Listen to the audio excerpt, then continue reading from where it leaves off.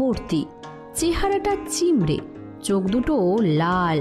তিনি সবসময় মৌনই থাকেন, কথা কন না।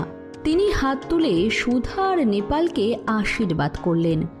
সাধুর রুক্ষ চেহারা দেখে নেপাল মনে মনে ভাবল, নিশ্চয়ই ইনি খুব তেজি পুরুষ, এর চর কখনো বিফল হবে না। চড়ু বাবা, আজ আমার বাংলা পরীক্ষা। প্রিপারেশন ভালোই হয়েছে, তবু ভয় হচ্ছে যে বলাইবাবু আমাকে গোল্লা খাওয়াবেন। তাই আপনার কাছে এসেছি। আপনি যদি দয়া করে আমাকে একটি চড় মারেন তো এ যাত্রায় বেঁচে যায়। বেশি জনে মারবেন না প্রভু, আস্তে মারলেই কাজ হবে। হ্যাঁ। কিন্তু চড়ু বাবা তার কথা শুনবেন কেন?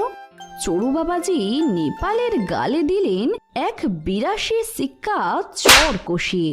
ওরে বাবারে, ওরে বাপরে, কি জোরে মারল।